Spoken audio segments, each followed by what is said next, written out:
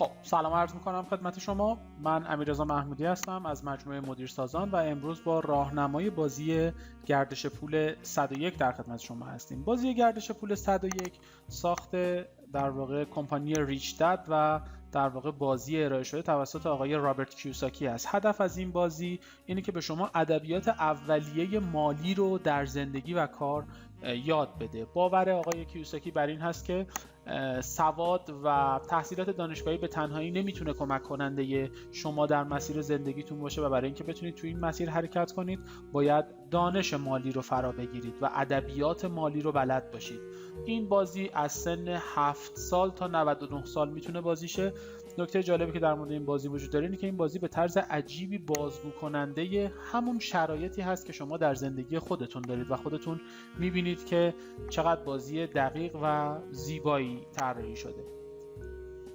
برای اینکه در واقع این راهنمایی رو شروع کنیم، ما این بازی به زبان انگلیسی هست و ما سعی می‌کنیم در هر بخش بعد از توضیحات خود بازی متن فارسی رو جهت راهنمایی شما بگیم. البته هدف این بوده که این بازی به صورت انگلیسی ارائه شه، اما به دلیل بحث‌های مالی که در این میان وجود داره ما تصمیم گرفتیم که یک هلپ فارسی هم براش قرار بدیم. همونطور که در اینجا می‌بینید ما یک منوی اصلی داریم در صفحه ورودی بازی که بخش‌های مختلف بازی رو نشون میده. اولین آیتمش learn to play یا قسمتی که در واقع ما آموزش بازی رو داریم. توی این قسمت به شما یاد میدن که چجوری بخش‌های مختلف بازی کار میکنه و چجوری از اون میتونید استفاده کنید.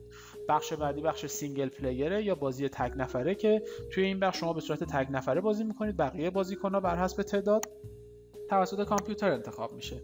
اگر بازی رو به صورت سیو شده بعد از اینکه بازی رو انجام دادید سیو کنید، توی بخش لود گیم میتونید بازی سیو شدهتون رو لود کنید.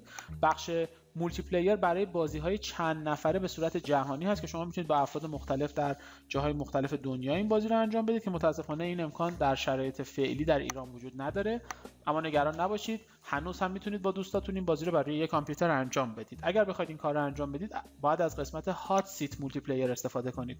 توی قسمت هات سیت مولتی پلییر شما میتونید در واقع با چند تا از دوستاتون برای یک دستگاه بازی کنید. اگر در جای نیاز به کمک و راهنمایی داشتید میتونید از کتاب‌های آقای کیوساکی استفاده کنید یا در این بازی یه سری ویدیوها هم تعبیه شده که راهنمایی‌هایی رو در مورد شرایط مختلف مالی که توش قرار میگیرید توضیح میده.